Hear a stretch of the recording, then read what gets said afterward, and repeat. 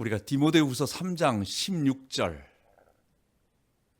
모든 성경은 하나님의 감동으로 된 것으로 교훈과 책망과 바르게 함과 의로 교육하기 유익하니라고 돼 있는 이 유명한 구절 앞에 거기에는 내가 어려서부터 성경을 알았나니 이 성경은 능히 너로 하여금 그리스도 예수 안에 있는 믿음으로 말미암아 구원에 이르게 하느니라 라고 말하고 있습니다. 그리고 나서 그 성경이 하나님의 감동으로 된 것이다 라고 기록하고 있습니다. 무슨 말이냐?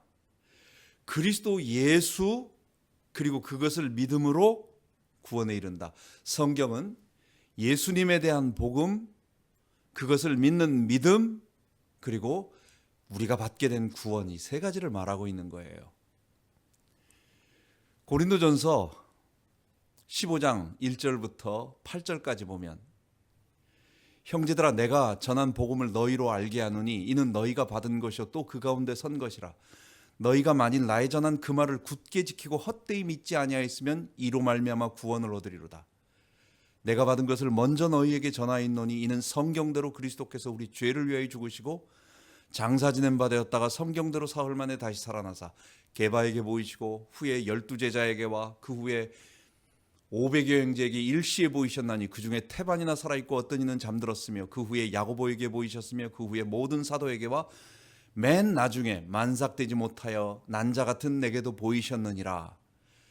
내가 너희들에게 복음을 전했는데 너희가 그것을 굳게 믿고 잘 지키면, 믿으면 그로 말미암아 구원을 얻는다. 내가 전한 것을 다시 너에게 알려주겠다. 그게 뭐냐? 이는 성경대로 그리스도께서 우리 죄를 위하여 죽으시고 장사 지낸 바 되었다가 성경대로 다시 살아나셨다라고 하는 얘기입니다. 복음이라고 하는 것은 예수님이 죽으시고 부활하셨다라고 하는 그 십자가와 부활을 전하는 것인데, 우리가 십자가와 부활을 예수님 죽으시고 예수님 부활하셨다, 그것을 계속 말한다고 해서 그게 무슨 우리에게 복음이 되고 그것이 정말 우리에게 어떤 능력이 될까요? 결국 복음이라고 하는 것은 그 예수님의 십자가와 부활 때문에 우리가 얻게 된 하나님 자녀됨, 하나님 백성됨, 그리고 십자가와 부활을 통해서 주님이 하신 일, 그것을 통해서 우리가 얻게 된 일을 말하는 것이고 그것을 통해서 우리가 구원을 받는 것입니다. 그래서 복음은 십자가 복음, 십자가에 달려 죽으신 예수님으로 말미암아 구원은 뭐냐? 하나님 나라 구원이다. 십자가 복음으로 하나님 나라 구원을 받는다. 하나님 나라 구원은 십자가 복음을 통해서 받는다. 십자가 복음을 통해서 하나님 나라 구원을 받는다라고 하는 이 두 가지를 말하고 있는 것입니다. 그럼 예수님의 십자가, 초대교회에서는 예수님을 말하는 기독론적인 표현이, 칭호가 두 가지가 있습니다.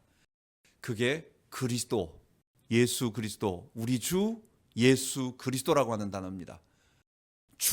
주님이라는 단어와 그리고 예수라는 인격, 그 사람, 그리고 그리스도라고 하는 직분입니다. 예수님은 주님이시고 그리스도라는 얘기예요. 그 말이 무슨 말이냐? 예수님 당시에, 구약에서부터 그리스도는 사실 유대인들에게는 하나님이다라고는 상상을 잘 못했어요. 구약에서 그리스도는 하나님께서 기름 부음 받은, 부으셔서 사용하는 사람이다라고 하는, 하나님의 기름 부음이 임한 사람이다라고 하는 그것이 훨씬 더 강했습니다. 그래서 구약에서는 이 메시아, 하나님께서 기름 부은 자가 와서 세상을 하나님 나라로 바꿔줄 거다라고 하는, 물론 선지자들은 계속해서 예수님을 얘기하고 했지만 그 사람들은 그 정도로 생각할 수밖에 없었어요. 아직은 구원 계시가 우리처럼 예수님의 삼위일체와 성육신을 얘기하지 않았기 때문에. 그래서 예수님 당시의 사람들이, 제자들조차도 우리가 예루살렘에 올라가면 당신의 나라가 임하면 하나는 왼쪽에 하나는 오른쪽에, 예수님과 함께 십자가에 달려 예루살렘에 올라가시는 예수님에게 계속해서 하는 말이 제자들끼리는 누가 더 크냐라는 거예요. 누가 지금 예수님과 함께 하나님 나라의 왕 노릇할 수 있느냐? 근데 누가 더 크냐?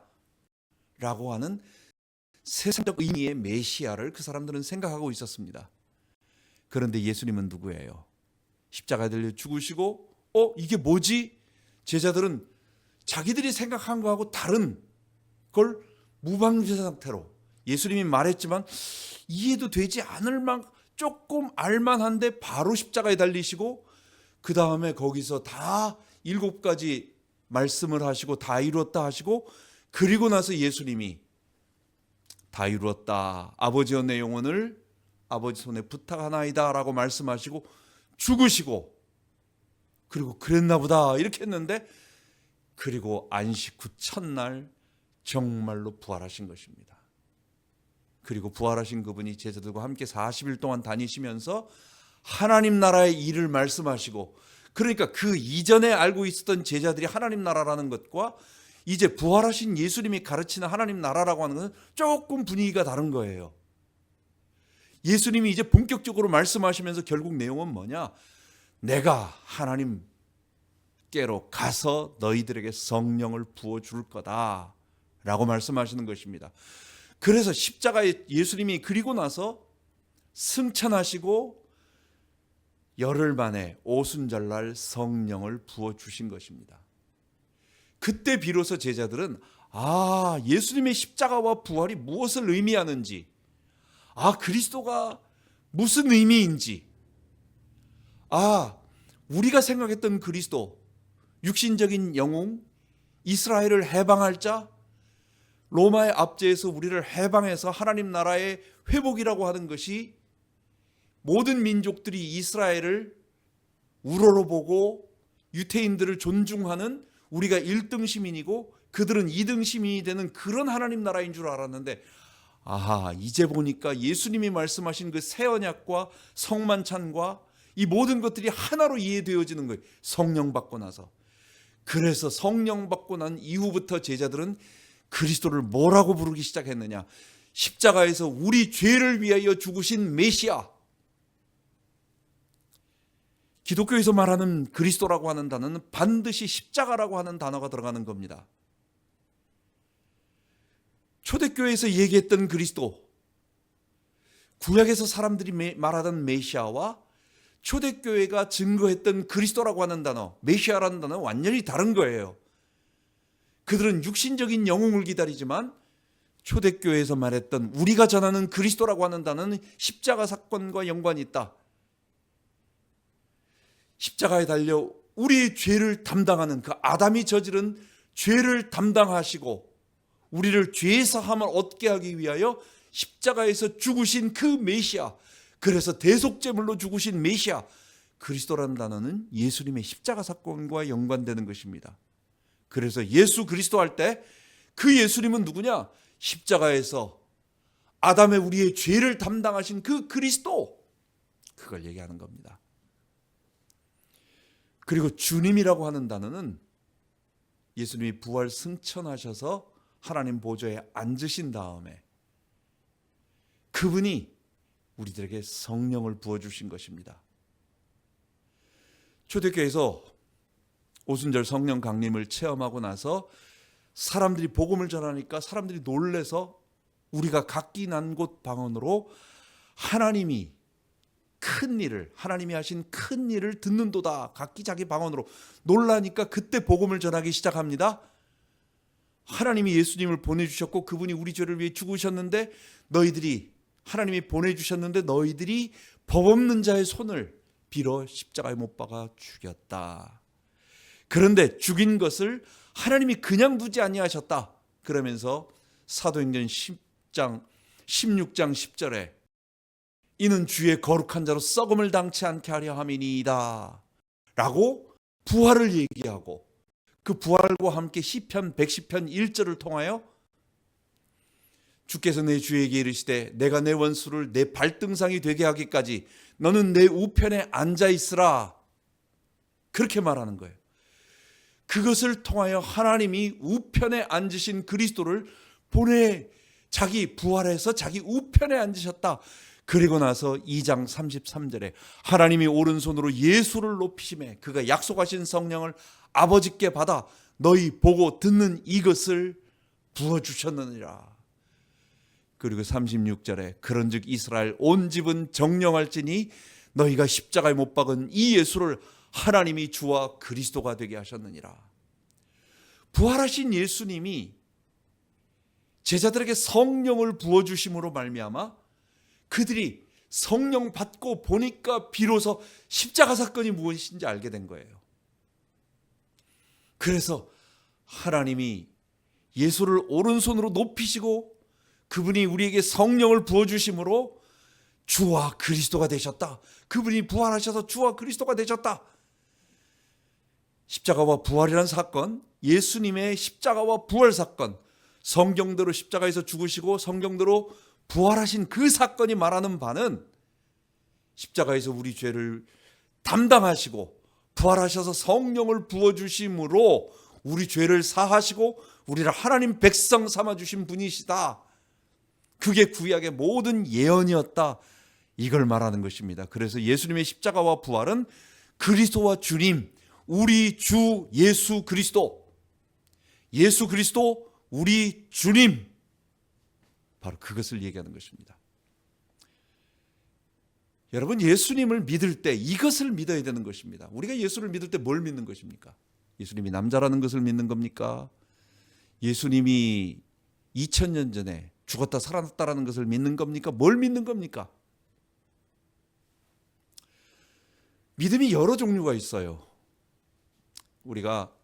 제가 언젠가도 얘기했지만은 여러분들이 여기에 오늘 우리 미국에서는 이 11월 첫째 주 화요일 날이 바로 이 선거 날입니다. 오늘 선거를 했었어요. 뭐 민주당에서 누가 나오고 뭐 공화당에서 누가 나오고 이름도 헷갈려요. 여러분들이 여기 버지니아 주지사가 누군지 여러분 개똥이면 어떻고 소똥이면 어떻습니까?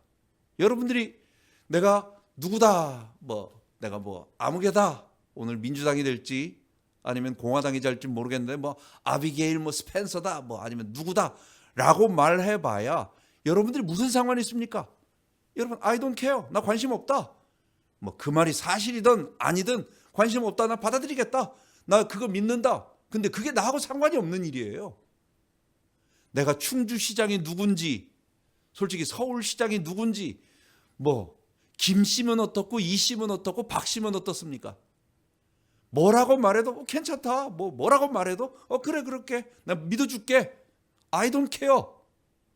나 상관없다고, 나 관심 없다고. 여러분 마트에서 경품을 줄 때에 이것을 받아서 여기에다가 이 영수증에다가 자기의 주소하고 전화번호하고 이름을 쓰면 그것을 맨 마지막 날 투표함 같은 데 다 한 곳에 모아놔요. 그리고 뽑아서 자동차도 하나 주고 그다음 무슨 아주 몇천 불짜리 선물도 주고 처음에 여기 하나름이라든지 H마트라든지 롯데라든지 할 때 개관할 때 그걸 해요. 우리 아는 사람도 어떤 사람도 그때 무슨 자동차 하나 SUV 하나 탔어요. 자, 내가 마트에 가서 물건을 샀을 때 산 거에 나오면서 그 산 영수증에다가 거기다가 내 이름을 써가지고 전화번호 써가지고 그거 쌓아놓는 투표 그런 이런 이만한 통 속에다 그냥 넣어놓는 거, 걸리면 좋고 안 걸리면 꽝이고 상관없고. 자, 예수님을 이렇게 믿는 건 뭐겠어요? Why not? 이렇게 예수님을 전하면 우리에게는 아무 손해도 없잖아요. 그 예수님 말하는 것이 그거 믿으라고 할 때 나에게 아무 손해가 없다고요. 그럼 why not? 내가 왜 안 믿겠어요? 그럼 어려운 일 있습니까? 물건 사가지고 나오다가 그냥 거기다 이름 적어서 넣는 건데 걸리면 좋고 안 걸려도 어차피 없는 건데 why not? 왜 안 믿겠어요? 그런데 여러분들이 집 계약서에게 집을 사거나 팔거나 아니면 여러분들이 어떤 계약을 할 때의 계약서를 꼼꼼히 읽어봅니다. 계약서를 읽어보고 이 조항은 이상한데 이 조항은 빼야 되겠는데 이게 무슨 의미입니까? 라고 다 물어보고 체크하고 확인하고 사인을 합니다. 왜냐? 거기에는 의무가 따르기 때문에. 그것을 안 하면 이자가 몇 프로가 붙고 더 지나면 복리가 되어가지고 나중에는 그 원금보다 더 커져가지고 집 전체가 날아갈 수 있는 그런 독소 조항이, 그런 위험한 조항이 있으면 어떡하겠어요? 그거는 내가 나 그거 몰랐는데 이렇게 말한다고 되는 게 아니에요. 그거는 사인하고 나면 책임을 져야 되는 거예요. 그렇기 때문에 완전히 다 읽어요. 복음은 뭡니까? 믿는다라고 하는 것은 그냥 믿는 게 아닙니다. 복음이라고 하는 것은, 믿음이라고 하는 것은 내가 만일 내 입으로 예수를 주로 시인하며 하나님께서 그를 죽은 자 가운데 살리신 것을 내 마음에 믿으면 구원을 얻으리니 할 때 그 믿으면이라고 하는 말이 무엇을 의미하느냐? 주 예수를 믿어라 그리하면 내가 너와 내 집이 구원을 얻으리라 할 때 그 믿으면이라고 하는 그 말이 뭘 의미하는지, 그냥 아무렇게나 아무 관심 없는데 자꾸 말을 해주니까 아유 귀찮아, 나 귀찮아 그냥 얼굴 보기 싫으니까 영접해 줄게 라고 받아들이는 건지, 내가 손해볼 게 하나도 없기 때문에 믿어줄게, 그거 뭐 내게 무슨 손해야, 무조건 믿어줄게 라고 믿어주는 건지, 와이낫으로 믿어주는 건지, 아니면 복음은 우리들에게 요구하는 게 있기 때문에 당신 이거 받을 거냐 안 받을 거냐, accept it or not, 내 말을 듣고 받아들일 거냐 아니면 거부할 거냐 결정하라는 얘기예요. 복음은 그 자체가 우리들에게 accept it, 이것을 받아들일 거냐 or not, 안 받아들일 거냐를 결단을 촉구하는 겁니다. 우리는 죄인인데 하나님이 우리를 피조했는데 우리는 하나님을 대적하는 사람들이다. 우리는 하나님을 대적하고 우리는 하나님을 반역하고 내가 주인 돼서 살아가는 사람들이다. 성경이 말하는 거예요. 이것 말하지 않고 예수 믿으라고 한다면 예수 믿고 좋은 일 다 생긴다고 하는데, 어려운 거 하나도 없다고 하는데 왜 못하겠어요? 뭐 거부되는 거 하나도 없는데. 복음은요 반드시 우리의 죄에 대한 것을 얘기해야 돼요. 하나님이 우리를 창조하셨는데 우리는 피조물인데 우리가 하나님을 거역했고, 우리가 매일 삶 속에서 내 마음 속에 하나님을 거부하는 내 중심적인 삶으로 살아가다가 모든 상황 속에서 내가 하나님을 대적하며 살아가는 사람들이다. 그것이 우리 일과에서 말하고 있는 것처럼 그 때문에 우리에게는 하나님과 단절된 사망이 일어났고, 모든 삶 속에서 우리는 결단코 스스로 혼자 앉아서는 하나님을 다가갈 수도 없고 찾아볼 수도 없고 만날 수도 없고 생각할 수도 없고, 우리는 본질적으로 에베소서 2장 2절 3절에 말하는 것처럼 육체와 마음에 원하는 대로 하여 본질상 진노의 자녀로 우리가 하고 싶은 대로 살아가는 사람들이다. 근데 그것 자체가 우리의 삶의 사망이에요. 육체가 우리는 사는 동안 엄청난 삶의 고통, 먹고 사는 문제, 일생 동안 매일 한 달 한 달 벌어서 그날 사는 거예요. 우리는 사람과의 갈등 속에서 얼마나 많은 힘든 어려움들이 있는지 모릅니다. 우리는 가만히 있어도 언제 어떤 일이 벌어질지 모르고, 우리는 가만히 있어도 몸이 늙어서 늙고 병들고, 그리고 우리는 육체의 썩음과 해체가 오고, 우리는 정서적으로 사랑을 아무리 밥을 잘 먹여줘도 아무리 영양 공급해줘도 사랑이라고 하는 따뜻한 감정으로 어려서부터 엄마의 가슴 품이 없다면 아이는 정서가 결핍되는 거예요. 뭔가 부족한 거예요. 어려운 거예요. 이 모든 것이 뭐냐? 인생이 하나님과 단절된 사망의 증상들이다. 사망이다. 그 모든 원인은 뭐냐? 우리가 하나님께 범죄하여서 피조물임을 거부하고 내가 주인 돼서 살아서. 여러분, 인간이 하나님 떠나 사단에게 잡힌 게 아닙니다. 여러분, 인간이 하나님 떠나 죄를 범하여 사단에게 잡혔다라고 얘기할 때 어떤 느낌이 드세요? 하나님 만나면 되지. 그럼 죄는 뭡니까? 하나님 떠나간 게 죄다? 그리고 떠나가면서 우리가 저지르는 게 죄다. 결국 자범죄 얘기하는 거예요. 여기서는 죄라고 하는 것은 자범죄를 얘기하는 거예요. 하나님 떠난 것만, 그러니까 에덴 동산에 떠나고 하나님 싫다고 떠나고 뭐 단순히 그렇게 되는 그런 것만을 피상적으로 죄라고 말하는 거예요. 죄는 그런 게 아니에요. 하나님 떠난 것은 결국 그렇게 된다면 어떤 결론이 맞을까요? 그리스도는 어떤 분이 될까요? 결국 하나님 만나게만 해주면 되는 거예요. 죄 같은 건 신경 안 써도 돼. 그러면 해결된다는 거예요. 사단에게서 빠져나와서 아이가 집 나와 집이 어딘지도 모르고 있는데 그것뿐만 아니라 인신매매에 잡혀 있으니까 인신매매를 두들겨 패서 그 손에서 건져내서 아버지께 데리고 가기만 하면 되는 거예요. 죄 같은 거 없는 거예요. 죄 같은 거. 죄에 대한 회개, 내 죄에 대한 그 하나님 앞에 간구, 내가 죄인임을 고백하고 시인하고 십자가에 달려 죽는 거 이런 거 없는 거예요. 그냥 하나님 만나게만 하면 되는 거예요. 우리가 하나님 거부하고 내가 주인이라고 선언한 것이 선악과를 따먹는 것이고 그게 뭡니까? 우리는 모두 다 그런 아담으로 우리 본성 속에 죄의 오염이 되어 있다는 것입니다. 다시 말씀드린다면 원죄는 죄책과 오염이라고 하는 이 두 가지로 설명이 됩니다. 죄책이라고 하는 것은 아담이 정령 죽으리라고 한 하나님의 언약이 그대로 그에게 금지 명령이 그대로 그가 범했기 때문에 그 죽음이 그에게 임한 것. 그래서 우리가 죽는 것. 그걸 원죄라고 말해요. 원죄. 근데 사실은 우리의 죽음이 뭡니까? 원죄의 결과들이죠. 우리가 죽는 것이 우리가 원해서 되는 건 아니잖아요. 저절로 그렇게 되는 거잖아요. 태어나는 순간.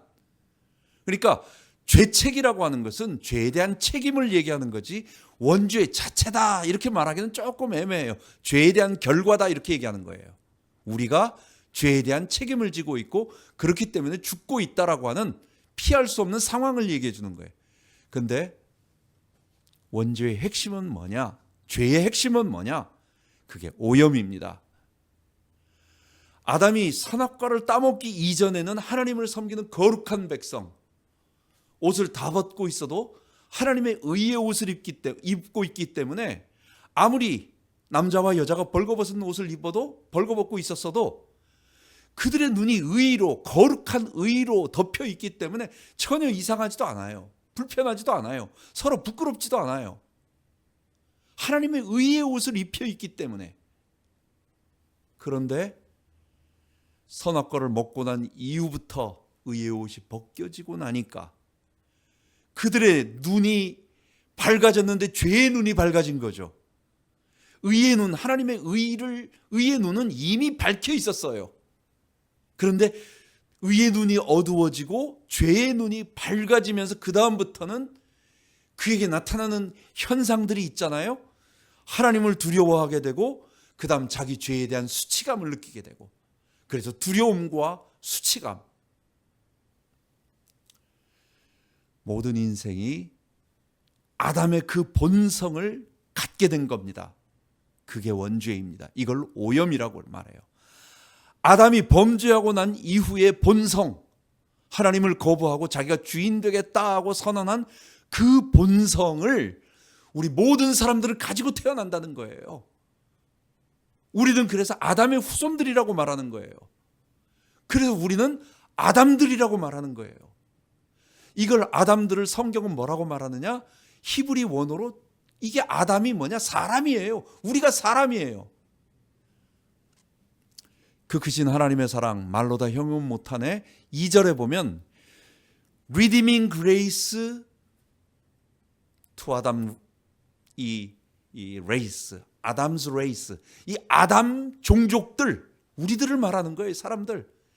놀라우신 이 구속의 은혜를 아담 레이스인, 아담 종족인 우리들에게 베푸르신 하나님의 이 놀라운 리디밍 그레이스, 구속적인 그 은혜가 얼마나 놀라운지 찬양합니다. 제가 앉아서 찬송을 부르다가 영어로, 그때 워싱턴 임마누엘 교회 앉아서 위에는 한글이고 밑에는 영어인데 갑자기 아담 레이스라는 말 듣고 번쩍한 거예요. 제가 아담 레이스, 우리가 아담들이구나, 우리가 아담의 종족들이구나, 우리가 범죄한 그 아담의 본성을 그대로 가지고 있구나. 이걸 신학자들은 오염이라고 말하는 겁니다. 이 오염이 이게 더 중요한 거예요. 우리가 죄를 깨달았다고 말하고 우리가 죄인이라고 말하는 것은 내 속에 그 하나님을 거부하고 내가 주인 되고자 하는 아담적 본성을 가지고 있다라고 말하는 겁니다. 이게 죄입니다. 이거를 어떻게 씻을 거냐라는 거예요. 이건 없어지지 않거든요. 이거는 아무리 누른다고 해도 눌러지지 않거든요. 우리가 생각할 때에 신문에 보면은 뭐 별 희한한 일들이 벌어지잖아요. 가장 우리 부끄럽다라고 하는 거 이 성범죄인데 이거는 지위, 남녀, 고하를 막론하고 전혀 상상치 못한 사람들이 그래요. 전에 뭐 보면은 뭐 자기 집을 육군 대령이 신문에 났어요. 육군 옛날 얘기죠. 신문에다가 자기 집을 갖다가 이렇게 세를 줬는데 화장실에다가 몰래카메라를 설치했어요. 육군 대령이 그랬습니다. 뭐 군대 얘기하면은 뭐 별자리가 뭐 하사관 여자 장교 아니면은 하사관들을 갖다 술자리에서 심하게 성추행해가지고 술 취하면은 그 별자리 까면 얼마나 올라가려면 얼마나 정말 낙엽 밟을까봐 낙엽 밟는 것도 조심한 사람들이에요. 놀라운 엄청나게 몸살이면서 그냥 이런 사람들인데 술 먹고 나니까 그냥 형편없는 그런 일들을 안 걸릴 것 같아요. 그게 검사가 그러질 않나 무슨 판사가 그러질 않나 우리 속의 본성이라고 하는 것은 억제한다고 해가지고 되어지는 게 아닙니다. 이 우리의 본성을 어떻게 해결할 수 있느냐? 그게 십자가만 가능한 거예요. 다른 종교에서 말하는 것처럼 너 하면 돼. 너 수고해야 돼. 너 하지 마. 너 안 돼. 그거 하면 안 돼. 라고 안 된다라고 하는 것을 계속 가르치면서 하지 말라고 하는 것을 계속 가르치면서 너 잘못하면 지옥 가서 고통당한다라고 계속 겁주면서 너 참으면 나중에 좋은 거 줄 거야 라고 계속 보상을 요구하면서 하지 말라고 얘기하는데 그게 되는 게 아닙니다. 성경은 분명히 말합니다. 인간의 자기중심적 사고, 인간은 하나님 되고자 하는 이 본성, 내가 주인 됐다고 하는 이 본성은 결단코 없어지지 않는다. 이거는 오직 십자가에 달려 죽으신 예수님을 믿을 때만. 그런데 그 예수를 믿을 때는 뭘 얘기하느냐? 그 예수님이 내 죄를 위해 죽으셨다라고 하는 것을 믿는다라는 것은 뭐냐?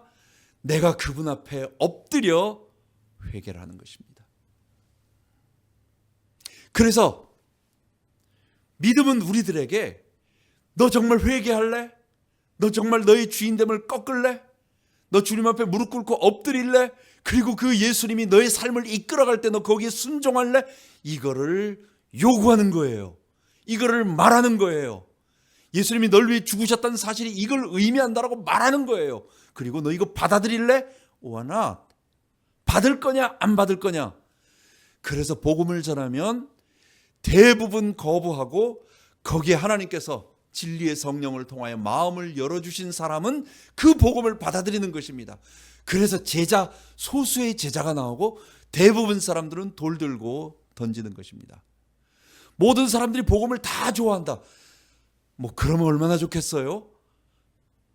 그러나 성경이 얘기하는 것은 우리가 죄인임을 고백해야만 바른 복음을 전한 거예요. 그래서 구원 얻는 믿음이라고 하는 것은 예수님의 십자가와 부활, 그리고 그것을 믿는 믿음이라고 하는 것은 앞으로 5가지를 얘기할 텐데, 이거는 단순하게 그거 나하고 상관없는데 빨리 이거 메시지 빨리 끝내고 나 빨리 가야 되니까 그냥 받아주자. 빨리 그냥 보내주자. 그러기 위해서 빨리 영접해주자. 이거 말하는 거 아니고, 내 손해 볼 거 하나도 없는데 받아주지 뭐. 그래 받아줄게. 나 손해 되는 거 하나 없는데, 이것도 아니고 정확하게 들어보면 뭘 말하는지 알고 십자가와 부활을 믿고 받아들이고 그리고 예수 믿을 때 구원 얻는 것입니다. 구원 얻는 믿음이란 첫 번째, 예수님이 이루셨고 사도들이 우리들에게 전해준 그 복음을 믿는 겁니다. 아무거나 믿는 게 아닙니다. 절대로 아무거나 믿는 게 아니에요. 여러분, 예수님이, 우리가 목사님들이 그랬습니다. 우리가 성경을 가지고 얘기해야 된다는 것이 얼마나 중요한지 몰라요. 교회 표징이라고 얘기할 때 뭐죠? 우리 개혁주의, 우리 일반 교회들 다 알잖아요. 우리 종교개혁 이후에 모든 개신교회들은 두 가지, 세 가지를 얘기합니다. 바른 말씀, 하나님의 말씀을 바르게 증거했느냐? 하나님의 말씀을 바르게 증거하며 그것을 눈에 보이는 성찬을 하느냐? 바르게 증거했으면 바르게 살지 않는 사람들이 하나님 말씀을 거부하고 반항하고 그것을 계속 어기면 어떻게 해야 돼요? 거기에 대해서 아니라고 말을 하고 이야기를 해야 돼요. 그거예요. 그래서 권징이에요. 성경을 가지고 지멋대로 얘기하는 건 그건 교회라고 말하는 게 아닙니다. 요즘 아주 거칠게 말하는 사람들 많이 있죠. 온갖 말 같지 않은 얘기들을 지금 하고 있는 분들 계시죠? 교회 아니에요. 하나님의 바른 말씀, 하나님의 말씀을 십자가와 부활 중심에 하나님 나라 구원을 바르게 증거하는, 그래서 오직 예수님의 십자가와 부활, 그것으로 말미암아 얻게 된 구원을 증거하는 그 말씀을 증거하지 않는다면 성경의 모든 구절을 해석할 때 결국 그 얘기를 얘기하는 거예요. 그것 때문에 얻게 된 삶의 작은 부분들까지 다 얘기한다면 결국은 십자가와 부활을 얘기하는 겁니다. 우리가 하나님 백성됨을 얘기하는 겁니다. 그거 말하지 않는 성경 공부, 그거 말하지 않는 성경, 뭔 소리를 얘기하든, 천국을 얘기하든, 믿음을 얘기하든, 예수님을 얘기하든, 하나님을 얘기하든, 그 무엇을 얘기하든 가짜인 것이고 그건 교회가 아닙니다. 많은 분들은 우리가 은혜만 받게 해가지고, 목사님들이 은혜만 받게 해서 교회 충성 열심히 봉사하게 하면 되는 거 아니냐, 우리가 나쁜 짓 하자고 하는 거 아니지 않느냐, 우리가 좀 사람들에게 감동 주고, 어쨌든 간에 오늘 와가지고 감동 주고 어쨌든 하나님 잘 섬기고 헌신하고 봉사하고 충성 봉사하게 만들면 되는 거 아니냐 라고 꽝 잡는 게 매라고 생각을 해서, 이 성도들이 하나님 잘 섬기게. 근데 하나님 잘 섬기기가 뭐예요? 교회 충성하게. 하나님 잘 섬기게를 정말 하나님 앞에 바른 신앙을 가지고 사는 성도라기보다는 교회 충성하고 헌금 잘하는 성도, 만약 그거 안 한다면 바른 성도라고 안 할걸요? 바른 신앙 가졌다고 얘기 안 할걸요? 다르게 하면? 그렇게 말하면서 성경 말이 아닌 다른 것으로 자꾸 주어진다고 한다면 그게 이단인 것입니다. 아무리 예수님 잘 믿으라고 얘기하고, 나 예수님 잘 믿게 하기 위해서 이런 말 했는데 성경에 없는 말을 갖다가 좀 과장한다고 무슨 상관이야 라고 얘기하지만 그게 전혀 다른 얘기입니다. 예수님이요, 이 땅에 오셔서 왜 그리스도라고 얘기합니까? 예수님이 왜 그리스도셨어요? 구약에 예언되어진 그대로 행하신 것입니다. 예수님은 성삼위 하나님으로 자기가 여호와 하나님으로서 자기가 구약의 아브라함에게 나타나시고 모세에게 나타나시고 이스라엘 역사 속에서 함께 하시면서 계속 전해주셨던 그 말씀 그대로 예수님께서 오셔서 하신 거예요. 예수님이 만약 구약에 말씀하신 그것을 성취하지 못했다고 한다면 예수님은 그리스도가 아니고 다른 종교가 되는 거예요. 예수님은 이단이 되고 다른 것이 되는 거예요. 예수님이 아무리 하나님 잘 믿으세요, 예수님 우리 구약 잘 믿어야 됩니다라고 얘기하면서 구약에 말하지 않는 것을, 성경이 말하지 않는 그것을 자기 마음대로 했다고 한다면 그는 삼위일체 하나님도 아니고 잘못된 이단이 되는 것입니다. 완전 다른 종교가 되는 것입니다. 예수님은 처음부터 끝까지 성경에 있는 대로만 말씀하셨고 성령님도 오셔서 성경에 있는 그대로 하나도 빗나가지 않고 예수님이 말씀하신 그것만 말하는 것입니다. 예수님이 그렇게 말씀하신 거예요.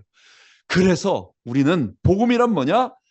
예수님이 이루셨고 사도들이 우리들에게 전해준 그 믿음, 그것을, 그 복음을 받아들이는 거다. 그거 외에 다른 복음은 없는 겁니다.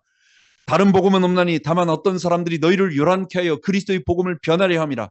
그러나 우리나 혹 하늘로부터 온 천사라도 우리가 너희에게 전한 복음 외에 다른 복음을 전하면 저주를 받을지어다. 우리가 너희가 받은 복음 외에 다른 복음을 받으면, 우리가 너희에게 전한 복음 외에 다른 복음을 전하면 저주를 받을지어다 라고 얘기를 하고 있습니다. 복음은 여러 가지가 있는 게 아니에요. 예수님의 십자가와 부활을 통해서 우리가 어떻게 구원을 받느냐, 그 사실을 성경이 말하는 대로 예수님이 하셨고 우리의 속죄 제물로 죽으셨고 부활하셔서 성령을 부어주시는 분이라는 것을 믿는 것입니다. 이것을 내가 죄인임을 고백하고 억셉트, 받아들이거나 아니면 안 받거나 둘 중에 하나 선택해서 받아들였을 때는 그대로 살아가는 것입니다. 이걸 믿음이라고 합니다. 두 번째로 예수를 믿는다라고 하는 것은 누가복음 24장 47절에 보면 그의 이름으로 죄사함을 얻게 하는 회개가 예루살렘으로부터 시작하여 모든 족속에게 전파될 것이 기록되었으니 라고 말하고 있습니다. 스가랴서 13장에 보면 내가 그날에 죄와 더러움을 씻는 셈이 예루살렘과 유다 족속과 예루살렘 거민을 위하여 열리리라. 스가랴서 12장 10절 11절에 보면 내가 다윗의 족속과 예루살렘 거민에게 은총과 간구하는 심령을 부어주리니 그들이 그 찌른 바 그를 바라보며 그를 위하여 애통하기를 독자를 위하여 애통하듯 하며 그를 위하여 통곡하기를 장자를 위하여 통곡하듯 하리라. 그날에 예루살렘에 큰 애통이 있으리니 무기또 골짜기 하다들 인문에 있던 애통과 같을 것이니라.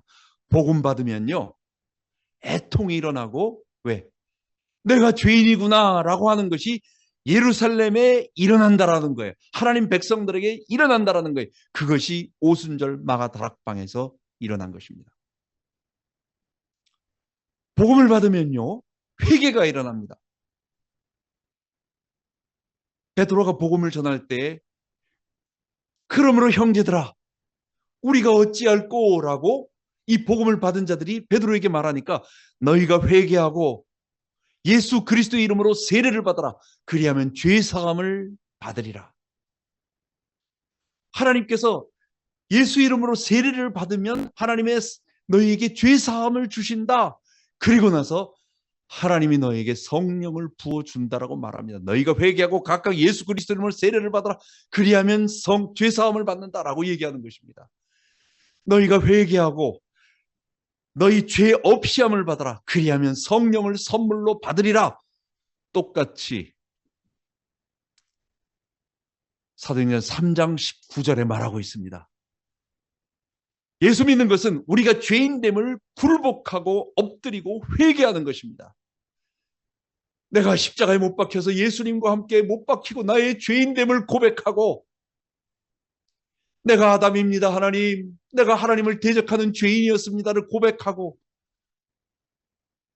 나는 지금까지 내가 주인 되었습니다 라고 고백하는 그것, 그 고백이 없다고 한다면 맞아 내가 옛날에 그 나쁜 짓 했어, 내가 사기쳤어, 내가 분명히 나쁜 짓 했어 라고 자범죄를 아무리 많이 회개하고 회개한들 여러분 그거 회개 아닙니다.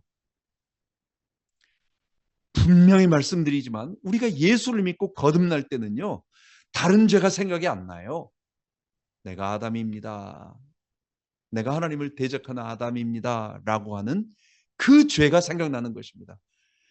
그 죄가 생각나는 것이 성령의 역사예요. 진리의 성령께서 우리 다음 시간에 계속해서 3번에 걸쳐서 성령에 관한 말씀을 나누는데 성령께서 우리에게 오셔서 진리를 깨닫게 하실 땐 다른 걸 깨닫게 하는 거예요. 내가 옛날에 엄마가 내게 준 용돈을 거짓말하고 딴 걸로 썼어. 내가 어머니 주머니에 돈 훔쳐서 이거 생각나는 게 아니에요. 그건 나중에 생각나요. 그거는 저절로 따라오는 부수적인 거예요. 그건 아무것도 아니에요. 뭐 자범죄가 아무것도 아니라는 얘기가 아닙니다. 그 죄를 백날 다 회개한다고 해도 내가 아담입니다, 내가 하나님을 거부한 죄인입니다라고 하는 근본적인 내 인격과 내 아담적 자아에 대한 회개와 굴복이 없다면 이건 성령이 깨닫게 하는 거예요. 그래서 말합니다. 하나님의 영광의 빛 앞에 서면 두려워서 압도되어지는 것입니다. 굴복하는 것입니다. 제가 간증 속에서 제가 첫 번째 당한 어려움 내가 말씀드렸어요. 그 사람이 서울 임마누엘 교회 다니던 사람이에요. 어려움 당할 때 우리 이기훈 목사의 도움을 많이 받았다고 얘기를 한 분이었어요. 그분이 이제 개척을 하면서 우리 교회 나오게 됐어요. 처음에 나오게 됐어요. 1년 반 만에. 갑자기 다단계 그 문제 때문에 그 남편이 거기에 열심히 일을 해가지고 거기에 올인을 했어요. 물론 지금은 안 하고 뭐 지금은 큰 교회 갔고 뭐 다단계 벌써 그만둔 거 오래전에 그만뒀죠. 아마 1, 2년 하다가 말았던 것 같아요. 안 나온다고 얘기를 들으니까 그 다음에 그 집에 가보니까 우리 교인 7명이 네 5명이 5, 6, 7명이 거기서 앉아가지고 회 한 사라 큰 거 차려놓고 술병 있는 거 보니까 야, 이 사람들 몽청 나가는구나. 그리고 나서 5일간 잠이 안 오는 거예요. 내가 그것을 머릿속으로 다 이해가 됩니다. 신학적으로 다 이해가 됩니다. 분명히 고백이 됩니다. 이거 아무것도 아니야. 뭐 이 사람 나간다고 해서 무슨 뭐가 있겠어. 뭐 하나님 또 하시겠지. 이 사람이 교회 지키는 거 아닌데. 그 내가 입으로 말하고 수도 없이 설교를 할 수 있어요. 근데 몸이 그렇게 반응을 안 하는 거예요. 이게 이 두려움이라고 하는 거는 내 이성하고 내 뭐 이거하고 다른 거예요, 이게. 그냥 몸이 그렇게 저절로 반응을 하는 거예요. 이 두려움이 내 속에 오는 거예요. 그러니까 압도되어지는 겁니다. 정말 5일 동안 잠 한 잠 못 자고 난생 처음 수면제라고 하는 것을 2알, 4알까지 먹어봤는데 잠이 안 오는데 그 목요일쯤 되니까 그래 겨우 자니까 살 것 같더라고. 내가 우리 집사람에게 정말 절절매면서 여보 난 너무 힘들어 5일간 잠을 못 자니까 그냥 그 두려움에 압도되는 것. 이거는 내가 이성으로 판단하는 게 아닙니다. 하나님 앞에 서면 그냥 엎드러지게 돼 있는 거예요. 그걸 회개라고 합니다. 그리고 그런 사람에게 당연히 내가 저질렀던 자범죄, 부끄러운 일들이 다 드러나면 하나님 잘못했습니다. 그냥 내가 죄인이었습니다라고 말하면 하나님 너 요거 잘못한 거 너 옛날에 그거 안 해, 회개 안 했지? 너 요거 회개 안 했지? 물어보지도 않아요. 그게 다 하나님 안에 포함되기 때문에. 믿음이란 뭐냐?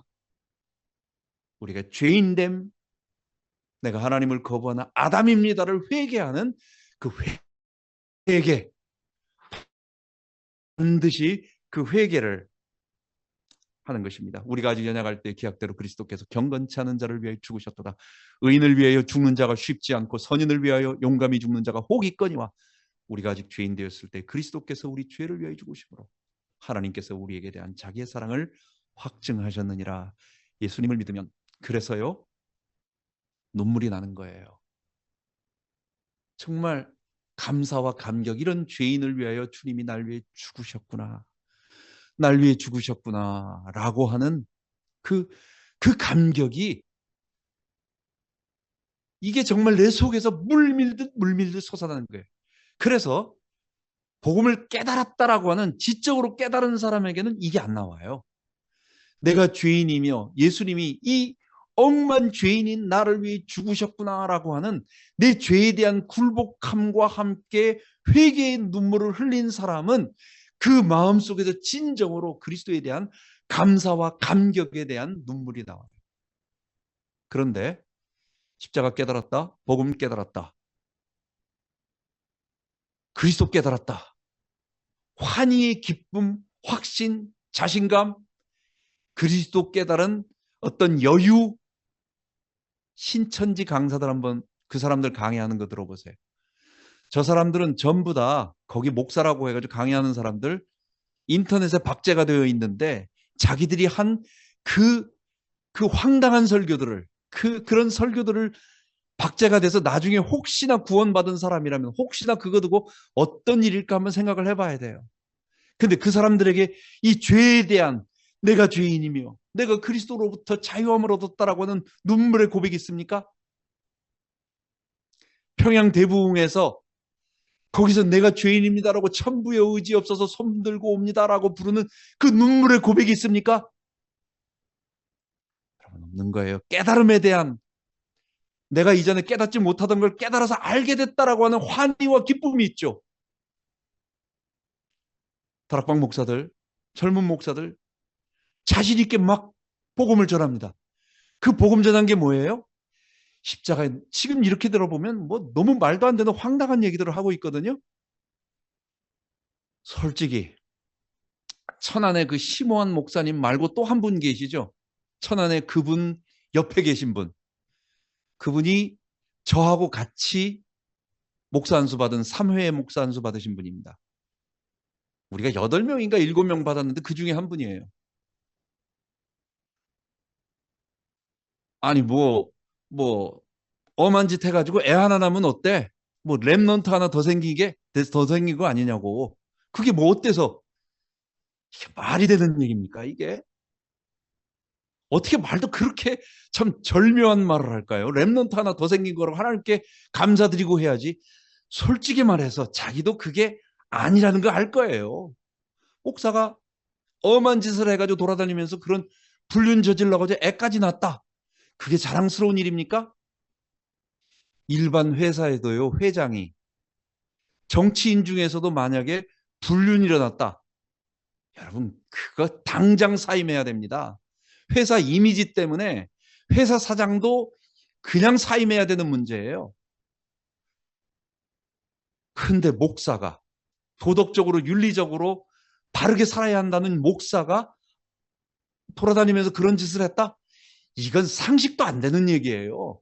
근데 현실은 엄연히 났어. 근데 이걸 부인할 수가 없어. 왜? 자기가 생각했을 때는 이 사탄마귀 깨트리는 복음, 그리스도 이게 맞다 말이야. 자기 생각했을 때 왕선자 제사장, 사탄의 머리를 깨트리는 만왕의 왕. 아니 뭐 뭔 소리냐, 뭐가 틀렸냐. 죄가 뭔지를 모르니까 이 죄에 대한 굴복함이 뭔지를 모르고 예수님이 내 죄를 위해 피 흘렸다라는 말이 아담의 본성으로부터 내가 해결할 수 없는, 내가 도저히 버틸 수 없는 내 본성의 문제를 해결해서 주님이 나를 성화 성령으로 거듭나게 만들어간다는 이 눈물의 감격이 없으니까 머릿속으로 딱 정리되어져서 그의 머릿속에 왕선지자 제사장, 사탄 문제 해결, 그래서 그리스도가 모든 문제 해결, 이 아주 단순한 이 단편적인 지식에 딱 잡히니까 이 엄연히 틀렸음에도 불구하고 이걸 합리화 자꾸 시키려고 하는 거예요. 그게 지금 다락방 목사들이 하는 짓이에요. 말도 안 되는 얘기들 자기들도 솔직하게 부끄러울 줄 알 거예요. 근데 이걸 버릴 수가 없으니까 합리화 시키려니까 오만 소리를 다 하는 거예요.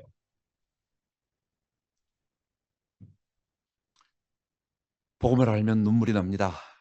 어디 가서 내가 잘났다고 말할 수가 없어요. 가면 갈수록 나의 죄인됨을 고백합니다. 주님, 내가 죄인입니다. 나는 할 수 있는 게 아무것도 없어요. 이런 우리가 아직 연약할 때 기약대로 그리스도께서 경건치 않은 자를 위해 죽으셨도다. 고백하면서 감사하면서 웬 말인가 날 위하여 주 돌아가셨네. 질질 짠다고 조롱하는 게 아니라 그게 진짜 복음인 거예요. 그 눈물이 안 하면 가짜 복음인 거예요. 세 번째로 로마서 10장 9절 10절, 내가 만일 내 입으로 예수를 주로 시인하며 하나님께서 그를 죽은 자 가운데 살리신 것을 내 마음에 믿으면 구원을 얻으리니 사람이 마음으로 믿어 의에 이르고 입으로 시인하여 구원에 이르느니라.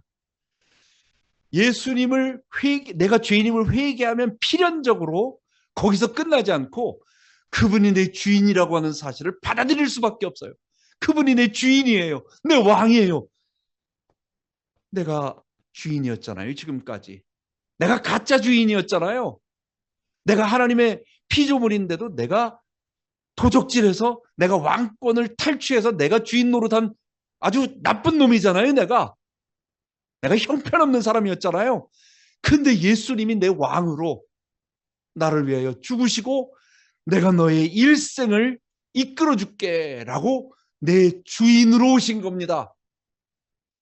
그래서 예수를 주님으로 고백하는 겁니다. 이거는 그냥 지나가는 애에게 내가 너 100불 줄게. 너 예수님이 주님이라고 고백해봐. 애들은 100불 아니에요. 사탕 하나만 줘도 돼. 애들은. 어른들은 100불 준다면 아마 주님 한 100번은 할걸요. 공짜로 100불 준다면 머리로는 하나도 생각 안 해도 이건 그런 얘기가 아닙니다. 정말로 예수님이 나의 왕이시고, 근데 이게 언제 고백하는 거예요? 이게 어느 때예요? 키리어스라고 예수님을 고백하면 황제에게 죽임당하는 겁니다. 그럼 이건 언제냐? 이거는요 교회 앞에 나와서 뭐 길거리에서 고백하는 거 아니에요. 로마 군병 앞에서, 사람들 앞에서, 시장에 나가서 얘기하는 게 아니에요. 성도들 앞에 나는 정말로 예수님을 주님으로 고백하는 사람입니다라고 세례를 받기 전에 고백하는 고백문이라고 얘기를 해요. 우리는 보통 예수를 주로 고백하고 하나님이 죽은 자 가운데서 그를 살리셨다, 내 죄를 위해 죽으시고 그분이 부활하셔서 성령을 내게 부어주심으로 내 안에 주인으로 계시는 분이다 고백하는 게 뭐냐? 세례 때 성도들 앞에 공적으로. 근데 그게 새 나가서 그게 만약에 다른 로마 군병들이나 이런 사람들이 알게 되면 어떻게 되는 거예요? 나를 밀고 가면 어떻게 되는 거예요? 나는 죽는 거예요. 근데도 고백하는 겁니다. 우리가 예수를 주님이라고 고백하는 것은 술주자의 주님으로 고백하는 게 아니고, 군대 훈련소에서 초코파이 먹기 위해서 예수님을 주님이라고 고백하는 거 아니고, 우리는 정말 나의 왕, 나의 하나님, 내 생사, 이 박탈권을 가지신 주님, 그걸 고백하고 살아가는 거예요. 나를 굴복하고 무릎 꿇고 내 예수님이 나의 왕이라고 하는 그분 앞에 굴복하겠다고 엎드리는 것, 이걸 믿음이라고 말하는 것입니다. 로마서 8장 18절 25절에 보면 생각컨대 현재의 고난은 장차 우리에게 나타날 영광과 좋게 비교할 수 없도다. 피조물이 허무한데 굴복하는 것은 자기 뜻이 아니오 굴복해 하시는 이로 말미암음이라. 그 바라는 것은 피조물도 썩어짐의 종노릇한 데서 해방되어 하나님의 아들들의 영광의 자유에 이르는 것이다. 피조물이 다 이제까지 함께 탄식하며 함께 고통하는 것을 우리가 아나니 이뿐 아니라 우리 곧 성령의 처음 익은 열매를 받은 우리까지도 속으로 탄식하며 양자될 것 곧 우리 몸의 구속을 기다리느니라. 우리는 이 땅에 살아가면서 고통이 있습니다. 눈물이 있습니다. 우리가 이 생명 회복 다음에 믿음 회복 얘기 나올 때 거기에 보면 그건 전부 다 교회 생활인데, 교회 생활의 전부, 특히 11과부터 20과까지는 전부 고통의 문제를 얘기하고 있는 거예요. 구원받은 성도에게 고통이 뭐냐? 번영신학, 사탄신학은 절대로 이걸 대답 못합니다. 사탄신학 영적 문제다, 그 영적 문제 해결하면 돼 라고 얘기하기 때문에, 모든 문제는 고난은 영적 문제다 라고 얘기하기 때문에, 번영신학도 너 예수 잘못 믿어서 그렇게 된 거야 라고 얘기하는데 아니에요. 성경을 믿는 자들에게 반드시 고난이 있다라고 얘기합니다. 그 고난이 없다면 히브리서 12장에 보면 사생자라고 얘기를 해요. 징계가 있다라고 말하는 거예요.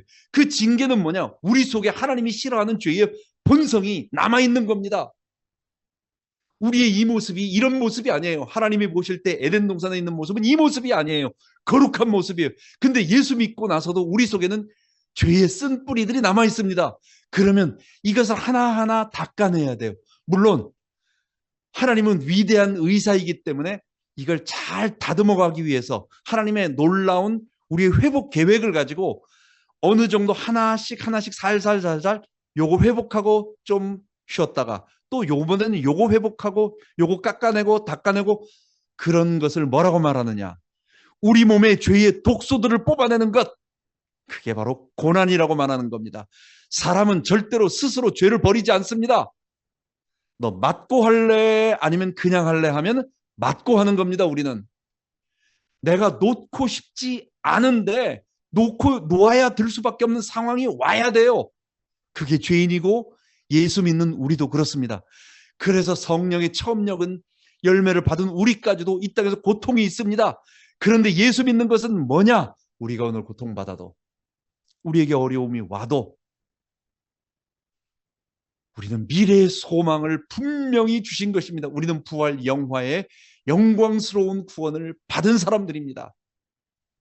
우리가 비록 이렇게 요 모양 요 꼴로 살아도 아직 내가 물질 문제 어떨 땐 힘들고 아직 해결되는 안 되는 문제 있고 아이 때문에 어려운 문제 있고, 이거 영적 문제, 가장 영적 문제 말씀 많이 하신 그분 자녀들 괜찮나요? 그런 거 아니에요. 우리 속에 죄의 본성을 닦아내기 위한 어려움이 오지만 이 땅에서 샬롬은 결단코 문제없는 샬롬이 아니라 어려움 속에 하나님이 함께하는 샬롬입니다. 내가 너와 함께하겠다. 예수님이 풍랑 속에서 같이 계신 겁니다. 그게 이 땅의 우리의 모습이에요. 그래서 믿음은 뭐냐? 미래의 영원한 소망을 바라보면서 오늘 믿음으로 감사하며 묵묵하게 살아가는 것. 물론 우리가 고난을 다 이기지 못합니다. 그냥 견뎌내는 것. 그겁니다. 즐거운 마음으로 그렇지, 하나님 도와주시겠지, 또 됩니다. 그냥 지나가다 보면 저절로 다 넘어가게 돼. 사람이 감당할 시험 밖에는 너희에게 당한 것이 없느니 오직 하나님 미쁘사 너희가 감당치 못할 시험 당함을 허락지 아니하시고 시험 당할 즈음에 또한 피할 길을 내사 너희로 등이 감당하게 하시느니라. 믿음은 오늘의 고통을 미래의 소망을 두면서 즐거운 마음으로, 그래, 우리는 다 마지막 날 영광스럽게 변화될 거야, 믿으면서 나아가는 것입니다. 다섯 번째, 로마서 10장 11절 14절에 보면 또한 너희가 이 시기를 알거니와 자다가 깰 때가 벌써 되었으니 이는 이제 우리의 구원이 처음 믿을 때보다 가까웠습니다. 밤이 깊고 낮이 가까웠으니 그러므로 우리가 어두움의 일을 벗고 빛의 갑옷을 입자.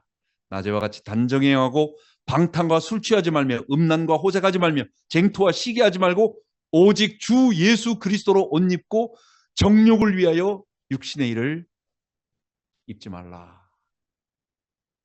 하지 말라고 말하는 것입니다. 정말 구원받았다라고 하는 것, 구원받는 믿음이라고 하는 것은 나 구원받았으니까, 구원 다 끝났으니까 이 땅을 내가 즐겁게 살아간다, 아무 그것 없이 살아간다가 아닙니다.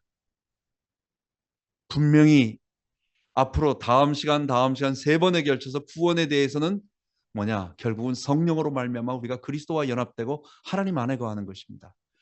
그리스도와 접붙어 있는 사람은요, 우리가 그리스도의 몸이고 그리스도와 우리가 몸통으로 연결이 돼 있는 거예요. 우리가 접붙여 있는 거예요. 어두움이 있을 수가 없어요. 싫어 안 되니까 어두움을.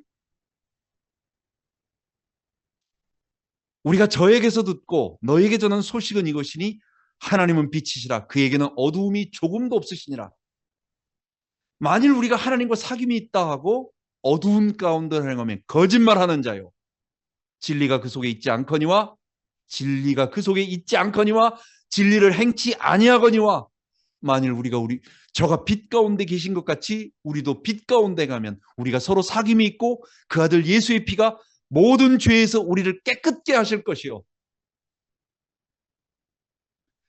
우리가 어두운 가운데로 행하면 거짓말하는 자요, 진리를 행치 아니하는 거라고, 그 요한 1서 그 시대에 영지주의를 따라가고 있는 구원파적인 그런 사람들을 하는 것입니다. 예수 믿는 거 성화의 길입니다. 우리 구원론에서 하나님이 우리를 선택하셨다, 그리스도 안에서 그리스도와 연합해서 우리를 선택해 주셨다, 하나님의 말씀을 주시며 우리 소명을 주시고 그때 성령이 우리를 깨닫게 하셔서 회개케 하시고 우리를 믿게 하셔서, 그래서 우리에게 중생을 통하여 회심을 주시고 그 다음 우리를 의롭다 칭의를 주셔서 성화하게 하시고 우리 입양 자녀 되게 하셔서 법적으로 만들어 주셔서 우리를 견인하게 하심으로 마지막 날 우리가 부활 영화로운 모습으로 돌아가게 될 것입니다. 마지막 부활 영화는 우리가 따놓은 당상입니다. 정말 예수 영접한 사람은 잃어버릴 리가 없습니다. 그럼 이 땅에서 삶은 뭘까요? 우리가 성령 받은 것은 내가 회심하는 것, 행동은 내가 회심하는 겁니다. 근데 누가 회심을 주는 거예요? 내 속에 중생하신 성령께서 회심하도록 만들어주는 거예요. 내가 죄인임을 깨닫게 만들고 예수님밖에 없구나라고 하는 그 예수님을 끌어안고 믿고 싶은 그 마음을 주님이 주시는 겁니다. 근데 그 행동은 내 겉으로 드러나는 거예요. 그래서 사람은 회심이라는 행동으로 나타납니다. 죄인인 나를, 죄가 여전히 있음에도 불구하고 그리스도의 피로 감싸므로 나를 성령을 부어주셔서 의롭다 말씀해 주셨어요. 칭의해 주셨습니다.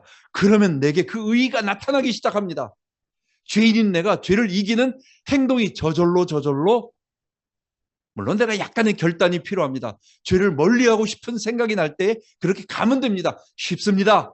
땅 짚고 헤엄치는 겁니다. 얕은 물가에서 찰싹거리는 그 파도 보고 마음이 저리 못 가는 일, 그러나 깊은 바다로 들어가면, 조금만 더 들어가면, 조금만 더 주님 앞에 순종하면 그 망망한 대대에서 주시는 주님의 은혜가 있습니다. 예수 믿는 거 너무 쉬워요. 즐거워요. 그리고 견인, 우리 결코 과거로 돌아가지 않아요. 회심과 성화와 견인 똑같은 얘기입니다. 이게 성화를 얘기하는 겁니다.